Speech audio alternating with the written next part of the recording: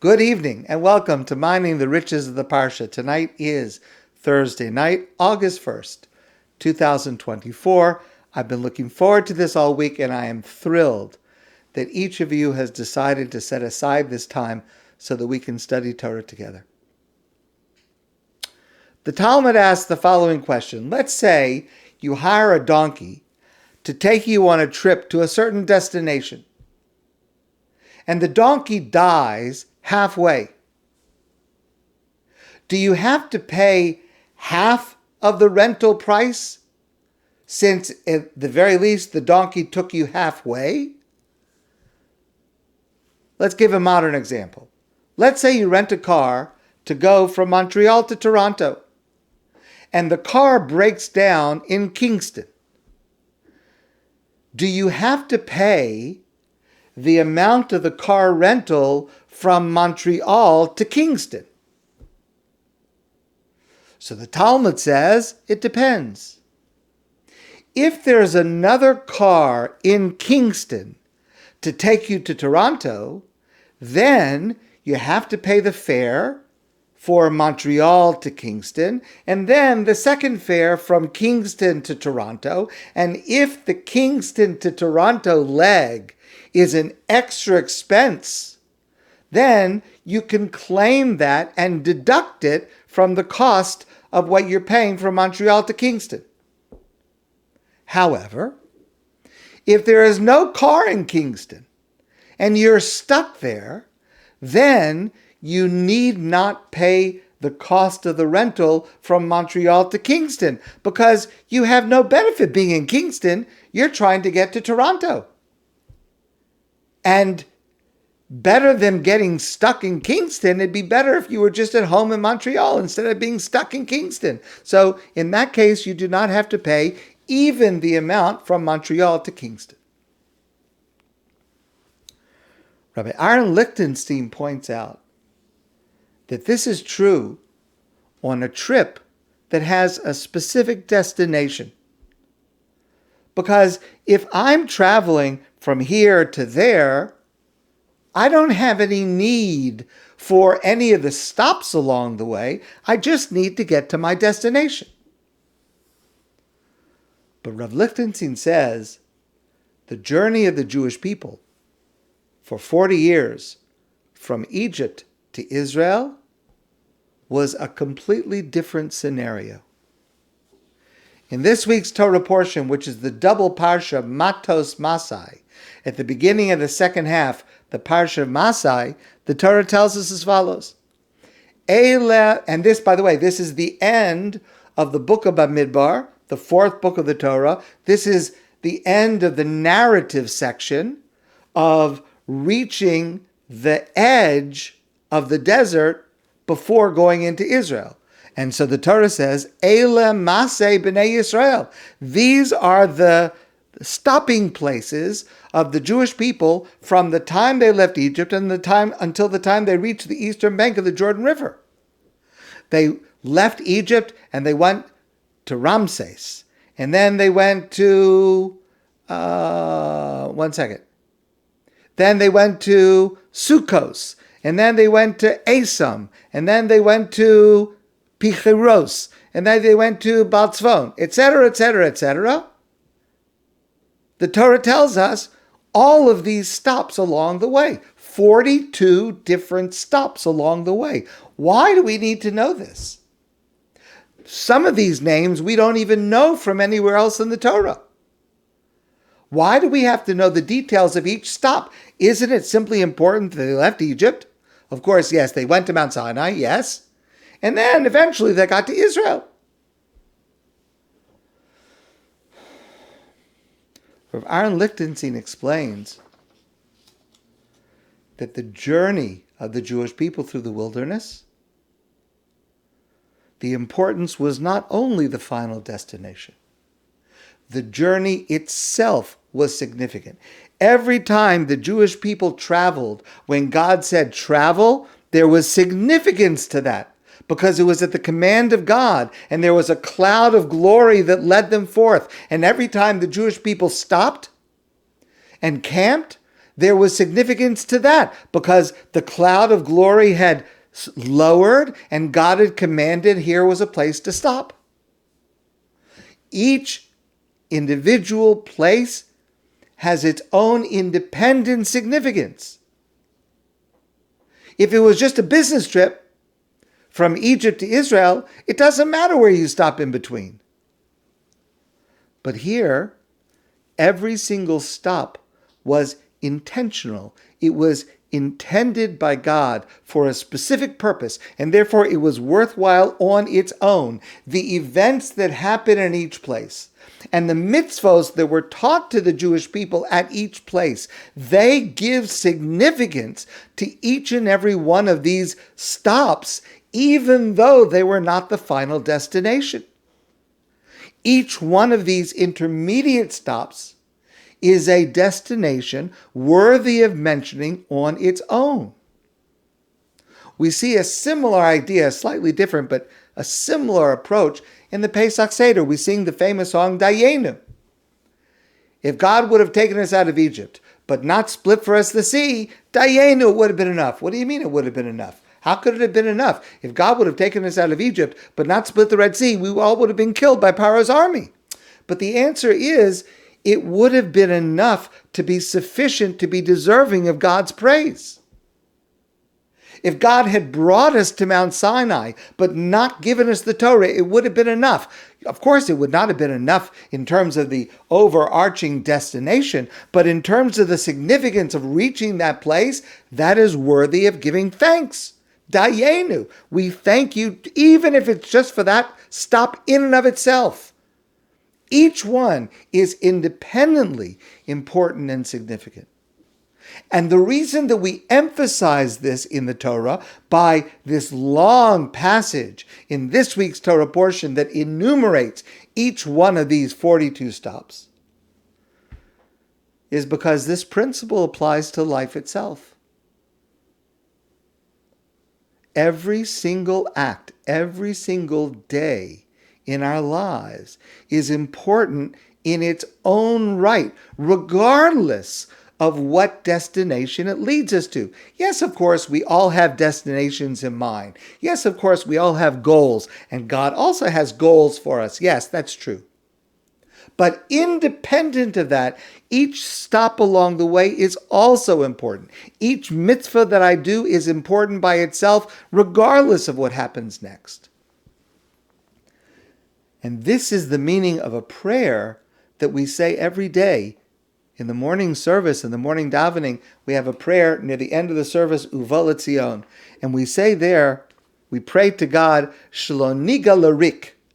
We pray to God that we should not exert ourselves in vain.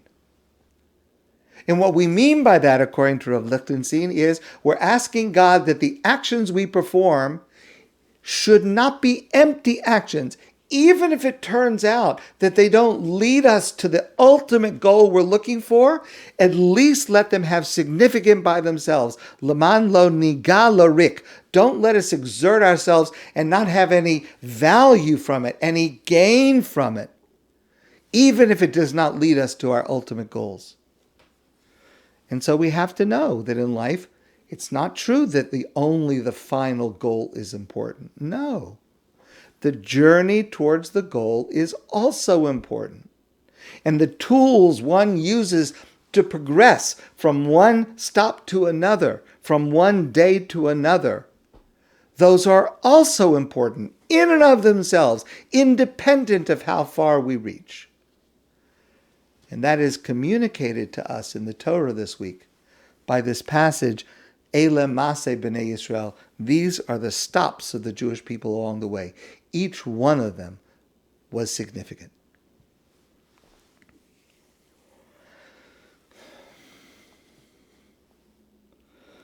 We began earlier this week to discuss the next narrative. Try to imagine how frustrated Moshe must have been when he was approached by the tribes of Reuven and Gad in our Torah portion. And they come to say to Moshe, you know what? Here we are, the eastern bank of the Jordan River, the area that's now today Jordan. You know what? We would like to stay here. Umikna Rav Hoya livnei Ruvain livnei Gad. They had lots of cattle, lots of flocks.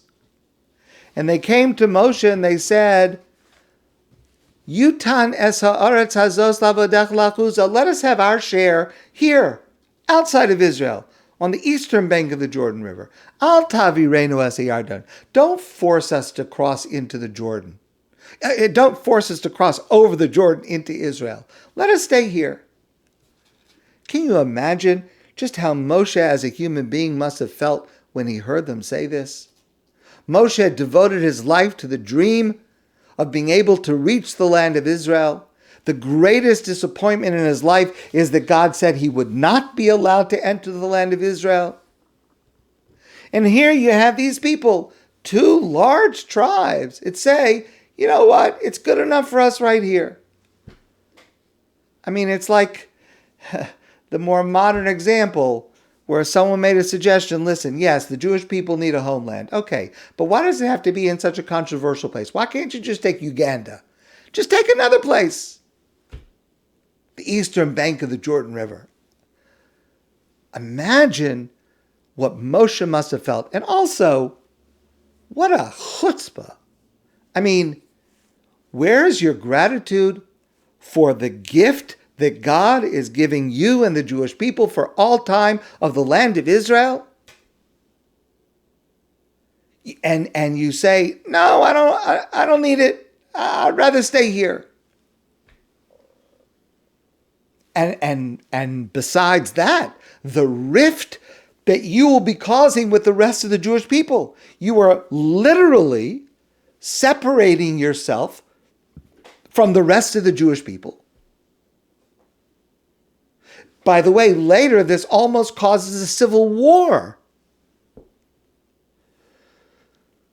So Moshe is angry with them in our Torah portion, and Moshe rebukes them. We'll come back to this. And eventually they come up with an agreement. There's an agreement between Moshe and these two tribes. But Moshe's rebuke to them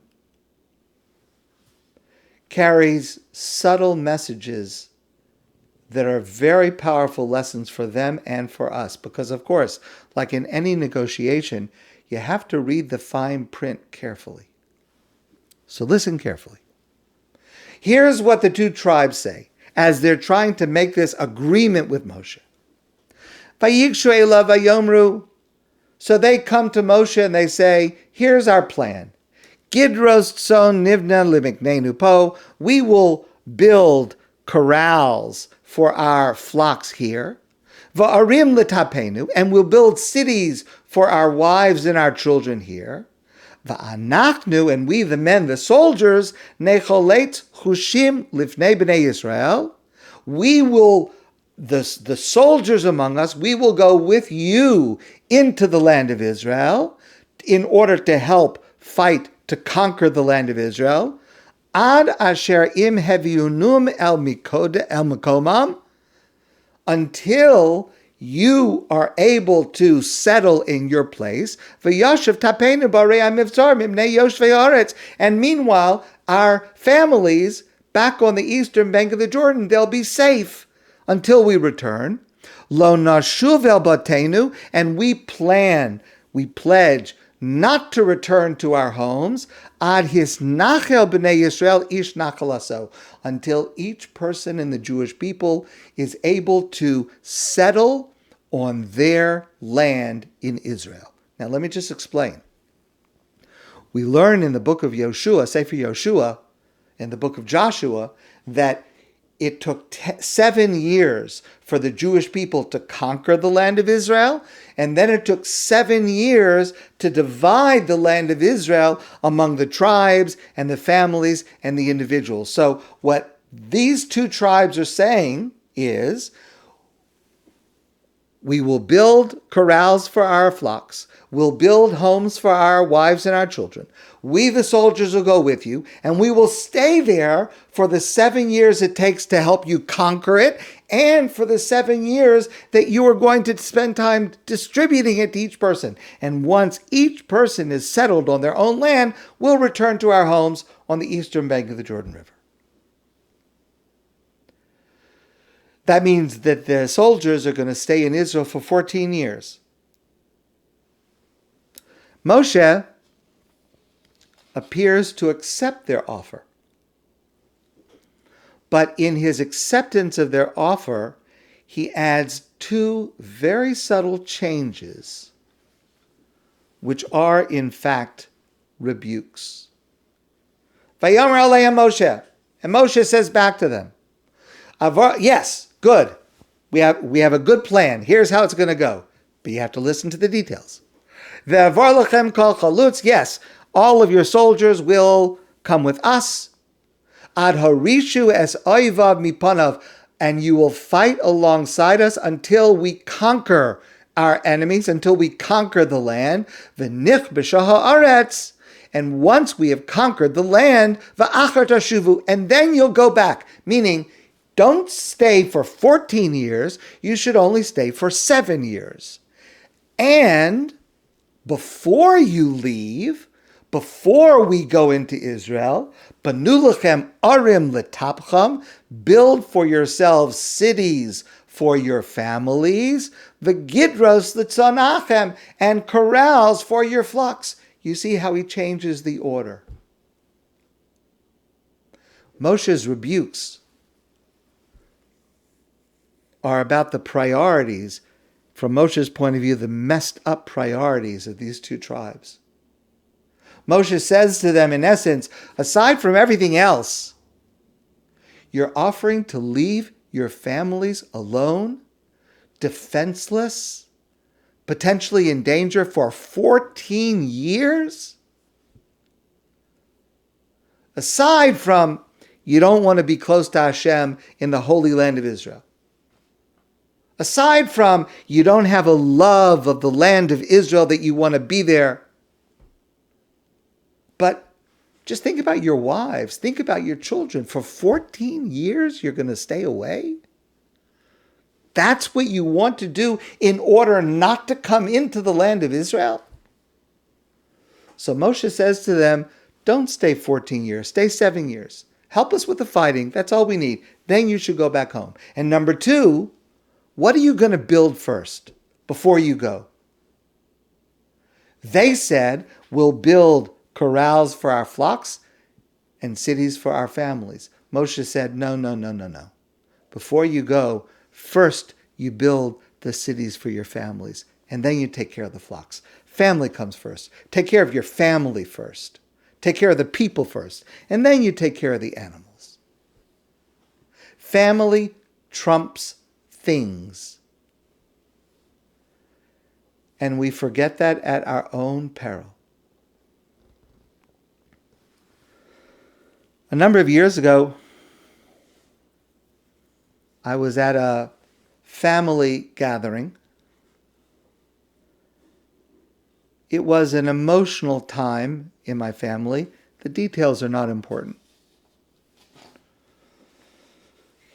It was a difficult time, a problematic time. There were strong emotions, strong personalities. And throughout a long day, there were arguments, there was controversy. I was there to try to help, to mediate a little bit. It was an upsetting experience, especially for such a close family as we have. It was very unpleasant and very painful. There were some harsh words spoken that day. There were some raised voices. There was some storming out of the room. And then, at 6 o'clock, we all sat down to dinner together. That's family. You can be upset, you can be disappointed, but ultimately, my family taught me a profound lesson. No matter what you feel, no matter what you want, you still have to be able to sit down and have dinner together with your family. Rabbi Israel Clavin once said, he was talking about the Jewish people, he said, murder, perhaps. Divorce, never. Take care of your family. Make sure not just that you put your family first before your career, before your needs, before any disagreement. It's not enough to put your family first. It's necessary for your family to know, to see that they are willing to say about you that you put your family first. It must be obvious. That's the lesson Moshe teaches the tribes of Gad and Reuven in our Torah portion. And that is the lesson that Moshe teaches every single one of us.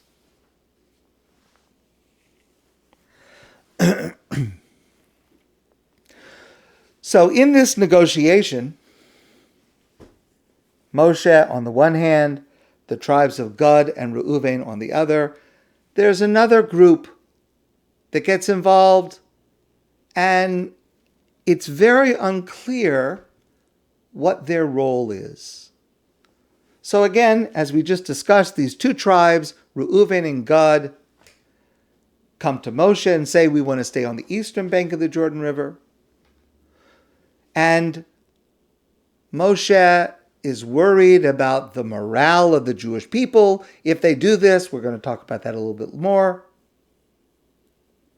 And then, in Moshe's response, Moshe offers that the deal that we just mentioned, that you'll come in to fight to help conquer the land and then you'll go back. But when Moshe mentions the deal, he mentions the tribe of Reuven, the tribe of Gad, and half of the tribe of Manasseh. Where did Manasseh come from? Manasseh didn't come to Moshe asking for this.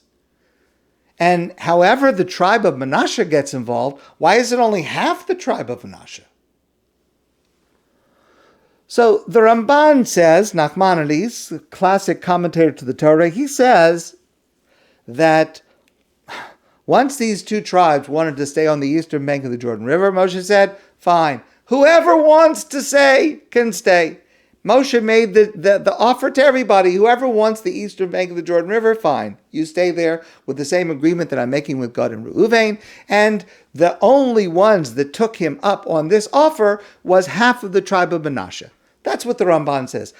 I don't understand that, because Moshe is so critical of Reuven and Gad for asking to stay on the eastern bank of the Jordan River outside of Israel for several different reasons. Why would Moshe ever make an open offer, whoever wants to stay? I'm not able to understand that. But I want to share a different answer with you.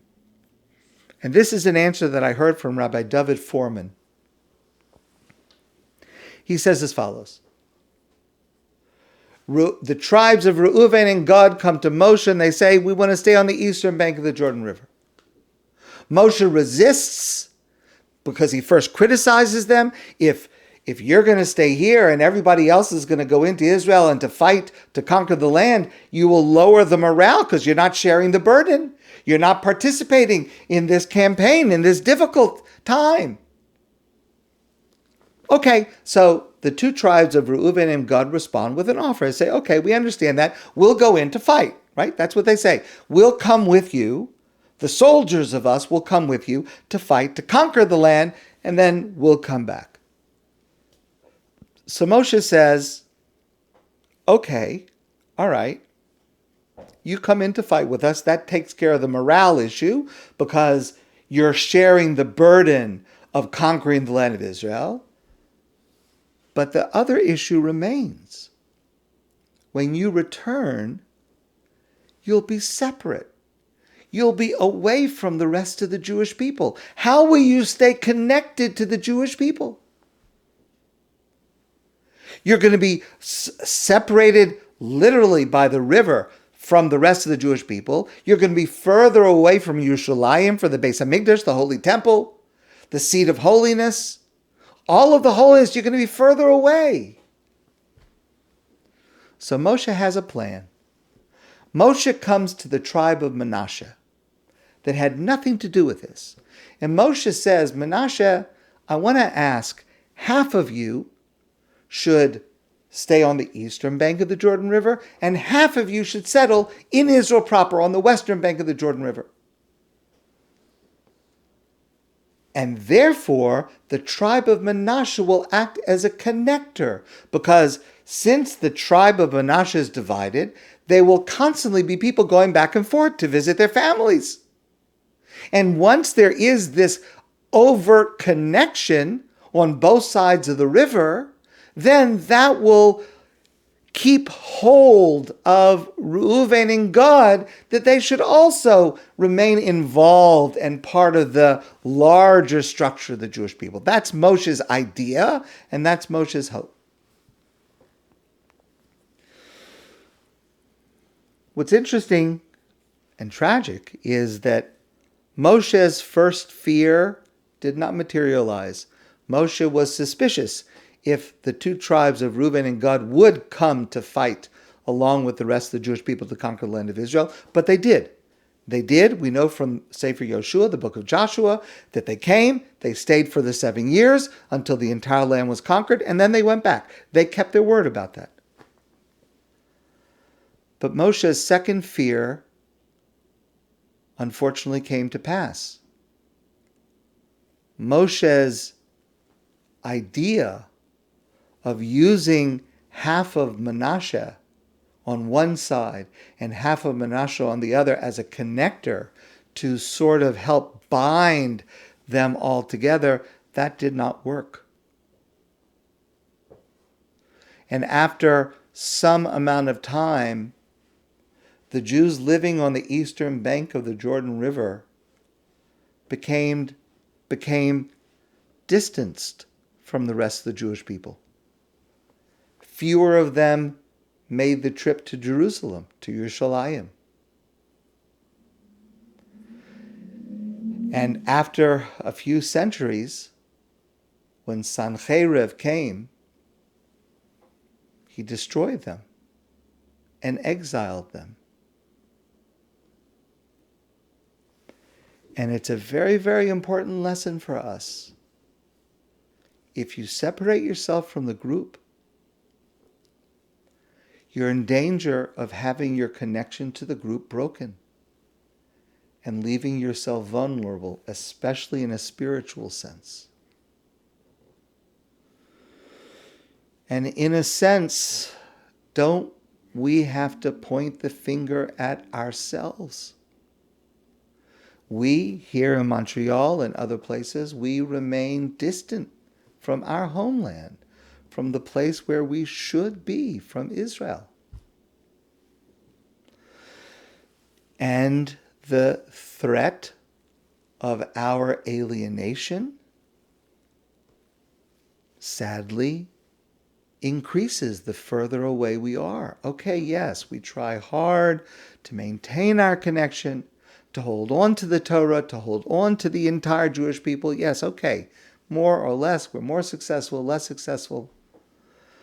But at the very least, we have to recognize how hard we have to work, especially the further away we are, how hard we have to work to maintain that connection and not take it for granted. Because our history shows us that distance creates separation and often dissolution.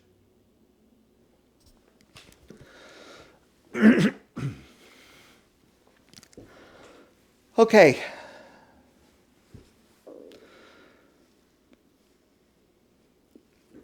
So again, these two tribes come to Moshe. We're here on the eastern bank of the Jordan. This is good for us. We'll stay here. Now, I've pointed out before that Moshe's objection is not what I would have thought. I mean, if I would have been Moshe and the two tribes would have come to me, I would have said, are you crazy? God is giving you this opportunity to come into the land of Israel, the holiest place in the world, and you want to stop in Jordan? Yes, of course, I understand. You have wide open spaces for your flocks. Okay, but can you imagine a person decides they're going to make Aliyah?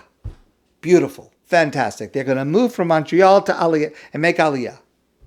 And they make all the preparations and it's a big hassle and bureaucracies and forms and everything you have to do. And you get ready and you start on the trip and the plane stops in Zurich. And you say to yourself, you know what? I like Zurich. I'm going to stay here in Zurich. Can you imagine such a thing? You have the opportunity to enter the land of Israel and you're just going to stay outside the door? I remember when I was a child, my parents took us to Paris. We visited the Louvre Museum. What an amazing place. I've been a couple of times. I would love to go back. Just the bounty, the amount of beauty, and amazing. Now, in those days, this is before the magnificent addition of the pyramid that was designed by I.M. Pai, if you know about that. But in the olden days, years ago when I was a child, if you went to the Louvre, so you're standing in line, there's a courtyard formed by the buildings, there's a courtyard, and you stand in line, you go in, and there's a little bitty entry hall, a little bit it's like the size of the room that I'm in, and on the right side there's a desk with a cashier to sell the tickets. And on the left side, there's a painting on the wall. There's a painting. What painting did they put on the entry hall? I don't know. I don't remember. But inside, the Mona Lisa, the masterpieces of the world. Can you imagine a person takes a trip to the Louvre and they come to the entry hall and they say, you know what, this painting, wow. I just have to sit here for a while. This paint, that's all I need to see. I don't need to see anything else. This painting right here in the entry hall, that's enough for me. That's what I would have said. But that's not what Moshe says. Moshe is very upset with them, as I said to you before. And he says to them, Vayomer Moshe l'vnei Gad v'l'vnei Ruvain, Moshe says to the tribes of Gad and Ruvain, Ha'achechem Yavo lemilchama v'atem teshvu po. Your brothers and sisters should cross into Israel and have to fight a war to conquer it, and you're going to stay here? V'lama seniu nislei b'nei Yisrael me'avor ela aretz asher nasan lehem Hashem. Why would you want to melt the heart, to lower the morale of your brothers and sisters who are going to conquer the land? What are they going to think when you're not coming? And you're not sharing the burden? You're afraid? Is it too hard? You're not willing to do it? How can you expect the rest of the people to do it if you're going to stay outside and let them fend for themselves? You will weaken the morale of the rest of the Jewish people. So Moshe says to them, here's the plan. I'm going to just focus on another couple of words here than I did before. Here's the plan. Va'avar lochem kol chalutz es hayarden livnei Hashem. Here's the plan. You agree, your wives and your children will stay here. You'll build cities for your children and your wives. You'll build fences for your flocks. And the soldiers will be chalutz. That's the modern word in Hebrew. Chalutzim, pioneers. You will be the pioneers until we are successful in conquering the land of Israel. And once you have been the pioneers in the army to conquer the land of Israel, then you go back home. In other words, What Moshe is saying is, first come with us into Israel, the soldiers, to fight alongside the rest of the Jewish people, conquer the land, and then you can go back.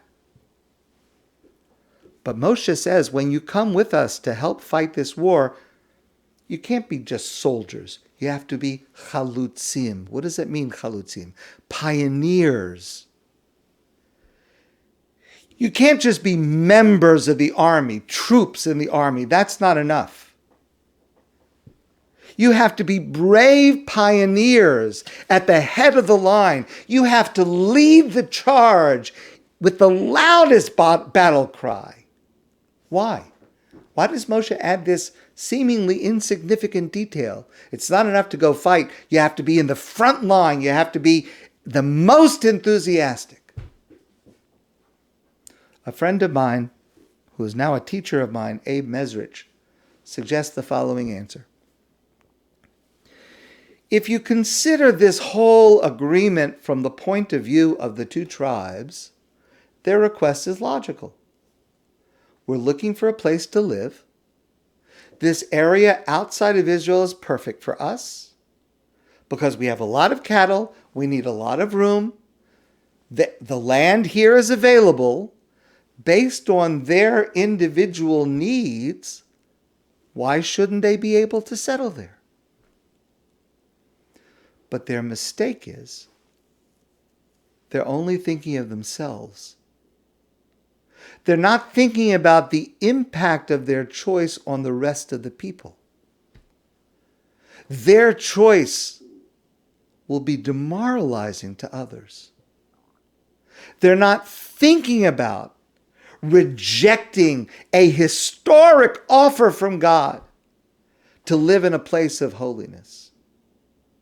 So Moshe says to them, no, you have to be chalutzim to help conquer the land of Israel. You can look out for your own benefit. Okay, you want to settle out here. Okay.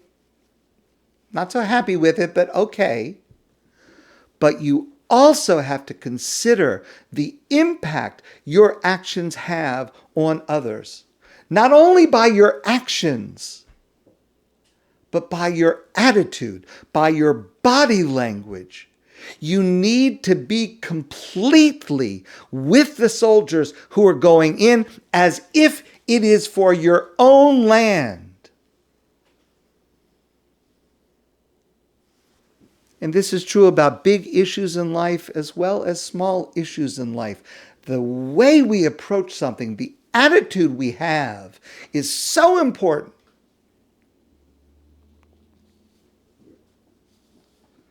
When you think about a situation from your own personal point of view, or you think about a situation from a point of view that is wider in scope, it's a different way to live. I'll give you a mundane example. Rabbi Tzvi Yehuda Kook was a great rabbi, teacher, leader, scholar in the 1950s, 1960s in Israel. And there was once a student who was scheduled to give Rav Kook a ride from one place to another. But the student was late because there was traffic. And when he came to Rav Kook, he was so sorry. I'm so sorry that I'm late because there was traffic. I made you wait. And Rav Kook said, on the contrary, I am happy that Jerusalem is filled with people such that the traffic gets backed up. Rav Kook could have said, from my own point of view, I'm going to be late for whatever he was going to. But from the point of view of Klal Yisrael, of the entire Jewish people, of the unfolding of redemption in our day, this is great that you were late, that you were stuck in traffic. And that's what Moshe insisted on, this attitude of being chalutzim, of seeing it from the point of view of the collective, not just from the personal point of view. It's a completely different way of looking at things. And this is relevant in every area of life. Some time ago, I went to the bank. I had an appointment, what I needed to do was quite complicated. I had to deal with a joint account. And there was a very nice woman who was helping me. And it took about 20 minutes to prepare all of the papers for me to sign to get this done, what I needed to have done. And while I was waiting, I had an idea of how I could do this whole banking thing differently by just closing this account and having the funds that I was interested in just go through another account. It would have been it came to me, and it just would have been much easier and simpler for me.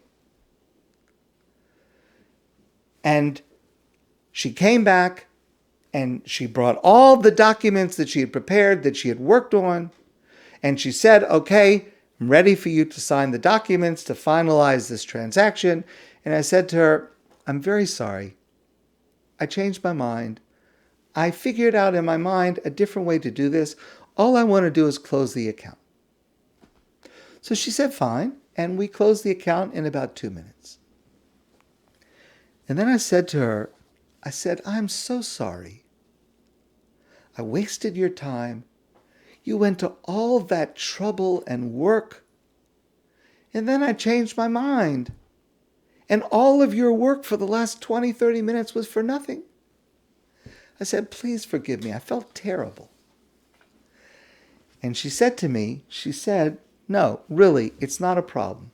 She said, my job is, when you come in with a problem, I help that you leave with your problem solved.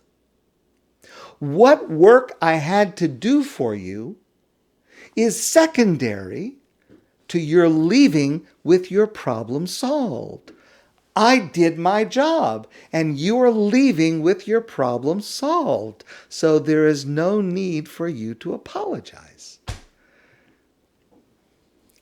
I did still need to apologize because I should have thought it through more carefully before coming. Okay, but her attitude is so important. It's not about me. It's not only just my own personal perspective. It's about a wider perspective. It's about the goal. It's about the mission. It's about what helps, what gets the job done. The attitude, the body language that we have makes all the difference. The action might be the same, but it makes such a difference with what amount of enthusiasm we do it. Do we feel that we're doing it as if it is for ourselves, even if it's only to help others? And that's why Moshe insisted not only on the actions that the soldiers should come in and be part of the army,